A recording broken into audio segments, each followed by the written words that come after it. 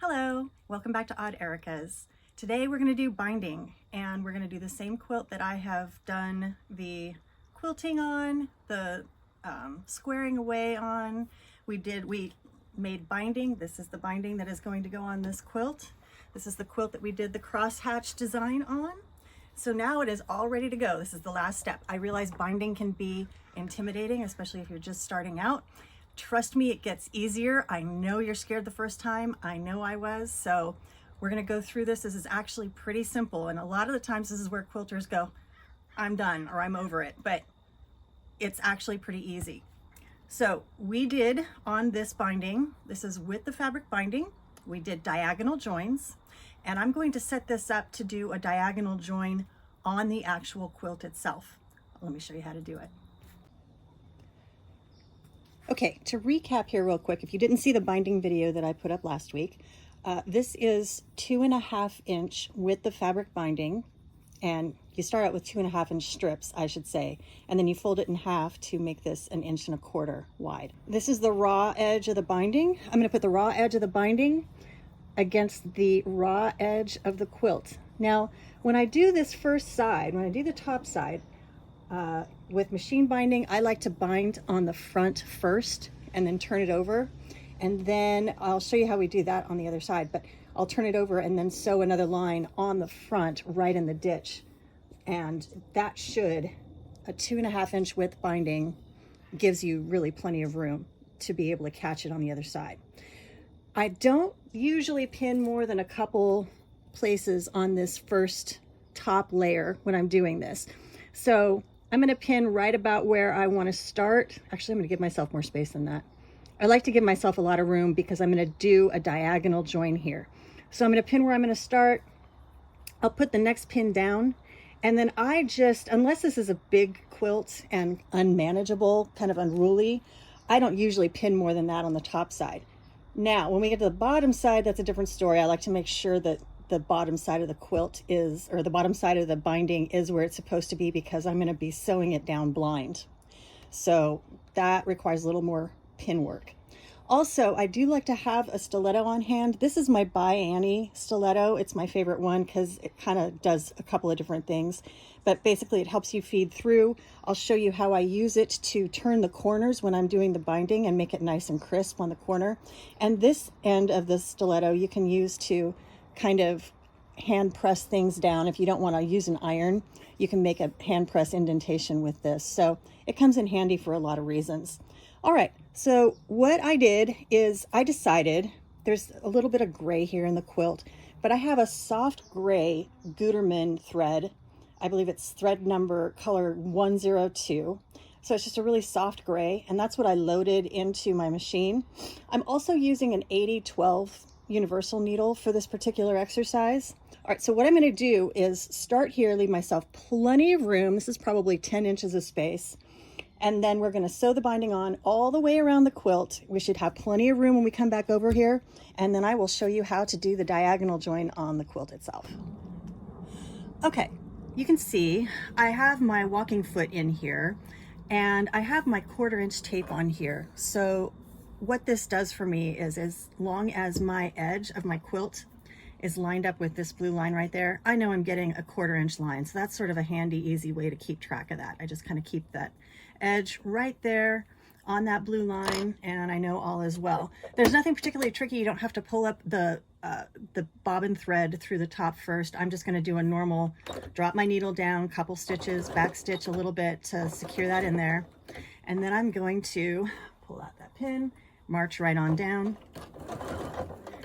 And you don't particularly have to have your stiletto holding this as you go if you have a walking foot on there. The walking foot takes care of that for you. I just have it handy so when I get to turning corners, I'm ready to do that. And as I pointed out before, I did not pin this all the way down. This first pass through, it's pretty easy just to keep the raw edges lined up and walk it right on down. And I'm just going to stop and check once in a while, make sure I'm still lined up. It can get away from you if you don't really pay attention, but And of course, if you're more comfortable pinning, then by all means do that. I just don't take the time to do it on the top pass. All right, so here's how you turn a corner. We're gonna get up here to about 1/4 of an inch away. There's a couple ways you can do it from there. You can diagonally run it off the quilt, but what I usually do is kind of keep my stiletto there so I know where I need to stop. A couple more stitches. And I'm going to, oh, by the way, my stitch length is at my standard 2.4. Some people's standard is 2.5. Anyway, so I did a back stitch, and now I'm just gonna cut my thread, pull this off, and it looks pretty good. I'm gonna double check here right now and make sure that when I pull this over, it's gonna cover, and yes, it will. But you can see how this gets a little bit tight, and you might need to do more pinning on this side when you're coming back the other way. All right, now that I've double checked my work, here's what we're gonna do. We are just going to turn this up right here so we have a 45-degree angle right across here, and the edge should be lined up with the edge of the quilt, roughly. And then I'm just gonna take this, and I use my stiletto here. I'm gonna pull this over, and you can see that the edges line up nicely here, and this corner meets up just with that edge, which is exactly where we want it to be. I'm gonna hang on to that, pull this over here, drop my needle down, and actually make sure I am lined up on that 1/4 inch mark. Drop my needle down. I'm gonna get my quilt turned around, lined up on my lap along with my binding. Just make sure I'm ready to go. And there's no rush in doing this. Just take your time. You can go as fast or as slow as you want to.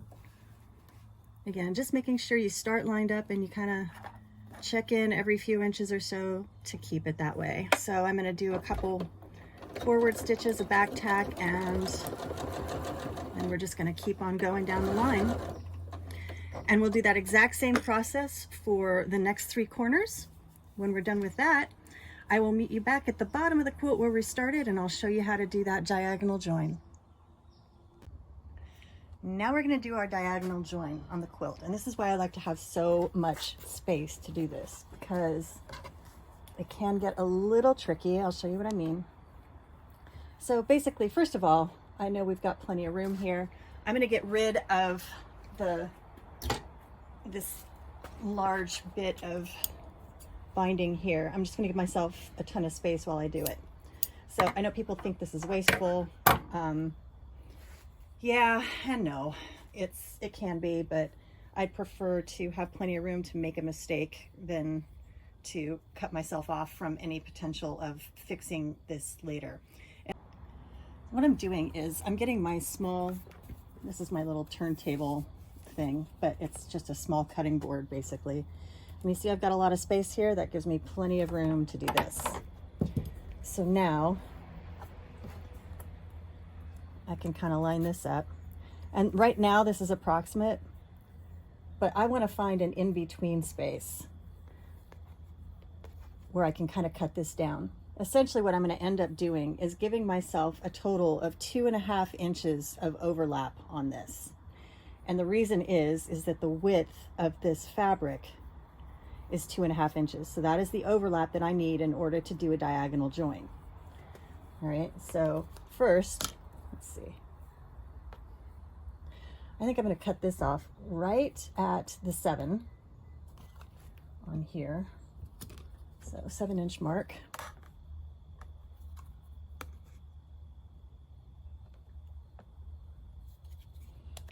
That means on this side, I need to bring this over 1, 2.5, so at the 4.5-inch mark.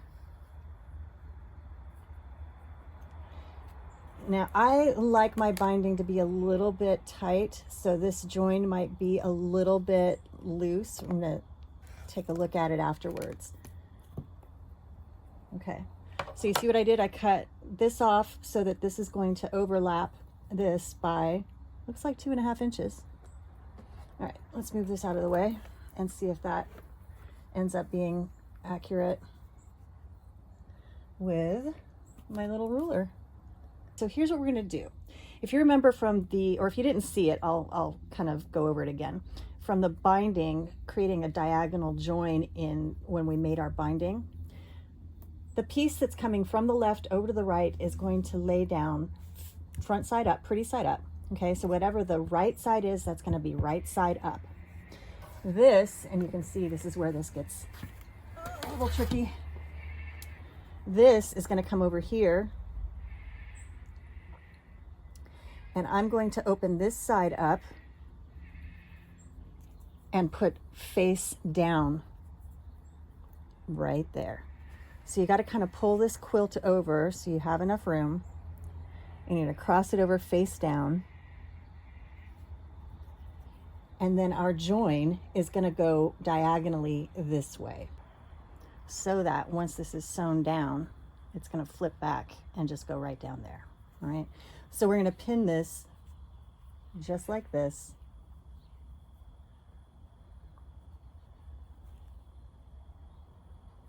And take it to the machine.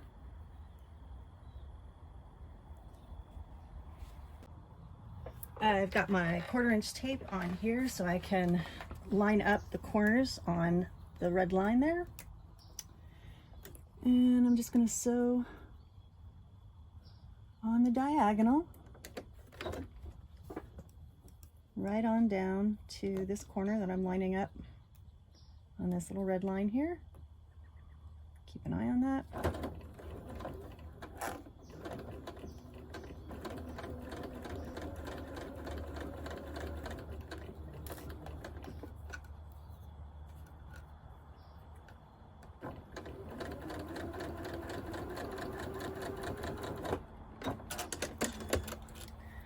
And now, voila. So now all we have to do is cut this off, and then we're going to sew down the rest of our binding. So I'm just going to roughly cut off at a 1/4 inch here. Make sure you don't catch anything else while you're at it. I've done that before too, and that one is a doozy. If you care about ironing this down first, you might want to go ahead and do that now. I am just going to finger press this open and then refold at the iron mark here, just like that, holding it down. And I will now get this lined up on the machine. We'll finish sewing down the top side of our binding. Let's just double check here and make sure we've got our seams open and kind of out of the way so there's no bulk that gets in there. All right.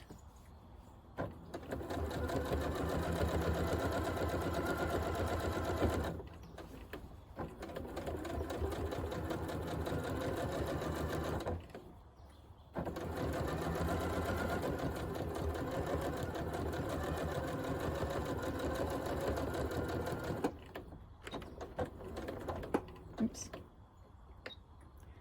Hit the wrong button. Okay, back tuck and cut. And there we are. Now let's look at turning this around and making our mitered corners and then finishing off. I'm starting at the bottom right corner of my quilt here, and let's cut off some of these threads. And you can see we've got ourselves set up for a little mitered corner. Really, it's magical, actually. Look, you just turn it over and it automatically makes your corner for you on the front side.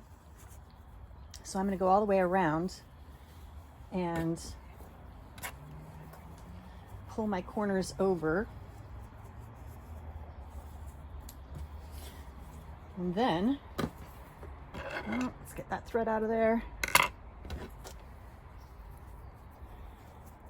So there's number 3. Just turn this over as we go. And here is going to be number 4. All right.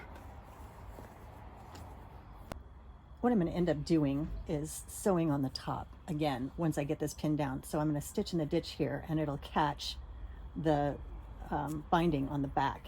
But I got to make sure it's going to do that first. So I'm going to start by just pulling this up, getting it taut. I'm going to pull this corner down. And you can use a stiletto for this, or you can use, I have this other little tool that I got. Oh, you're being a pain. There we go.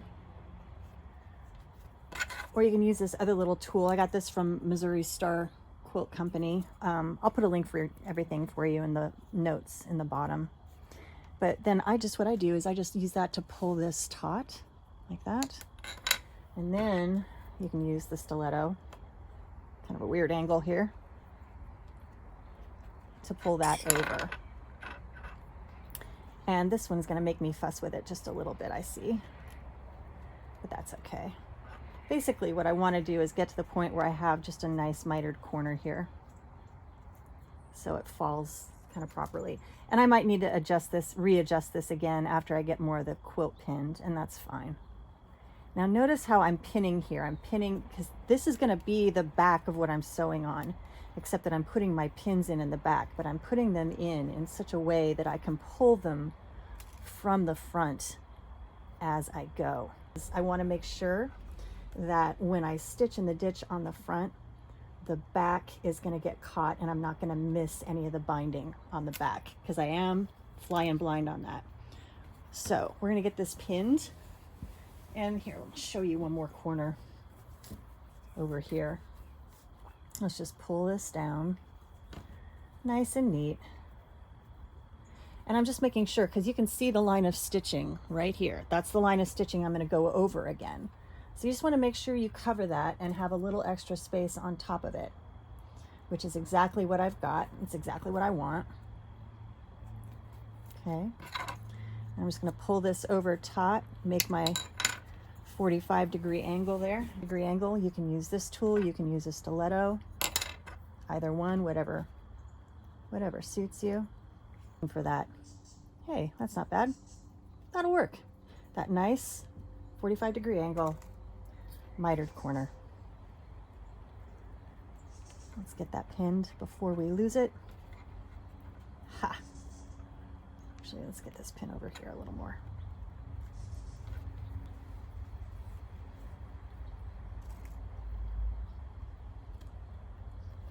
Okay, so I'm going to finish pinning and then I'll see you back at the machine. Okay, home stretch. As discussed previously, we are going to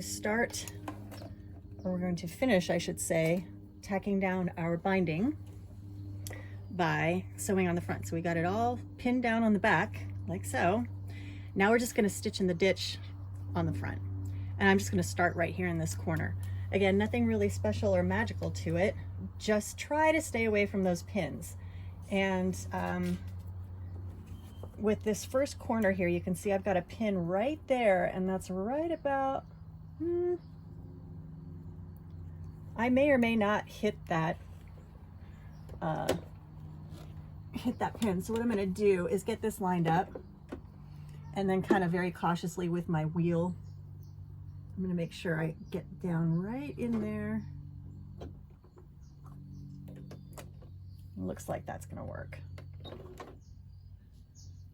Okay. All right. So we're essentially stitching in the ditch here. This should catch the binding on the back and give us a nice clean finish on the front. Do go very slowly here. You can see I left my walking foot in. I do have a stitch in the ditch foot, which I have used previously. I need to get my stiletto here. I have used that previously, but I actually find that I'm usually pretty good.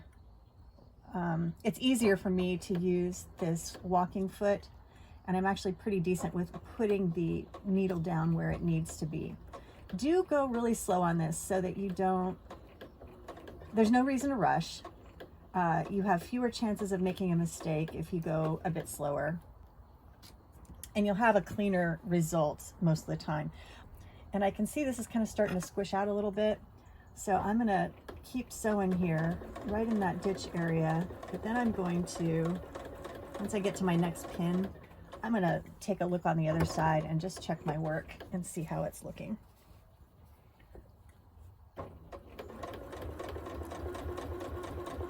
And I check my work periodically because I don't want to get all the way around and then find out I didn't get something right. So here you can see we're catching plenty of the backing on here, or I'm sorry, of the binding on here.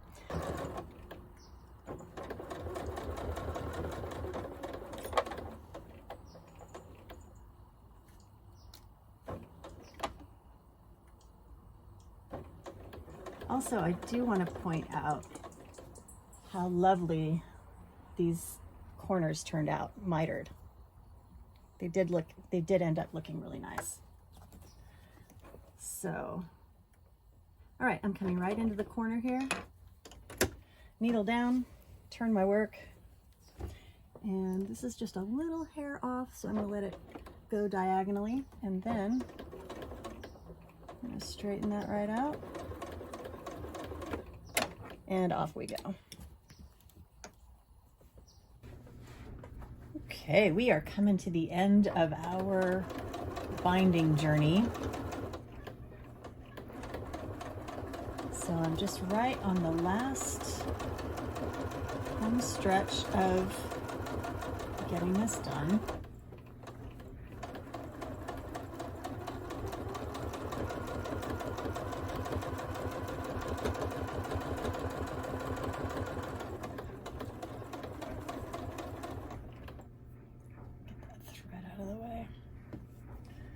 So as I approach this corner here, this is already tacked down. No real big fanfare here. All we're doing is getting to the end of this. And in this particular case, because I'm just stitching in the ditch, I'm gonna get right up to the end, slow and easy. I'm gonna do a couple of back stitches, and one more forward, and I'm just going to cut it off. Now, there are many ways to do this. You could stop and bury your knot in here. That is a different process. I am not super concerned about doing that at this point, but you can see we've got this all done. It's tacked down perfectly, and the front looks pretty darn good as well. So the only thing left to do now is go through and check our work. We're going to check the front and the back to make sure that we don't have any threads hanging out. I noticed as I was doing this that I do have some threads hanging out on the back here, so I'm going to cut those off. But everything else looks pretty darn good. So once you get all your threads cut off and you give it a good press, it's all ready to go. So that's essentially how you put on binding using a machine 101. Thanks for watching. If you enjoyed this video, please hit like and subscribe. I appreciate it. Take care. Be well.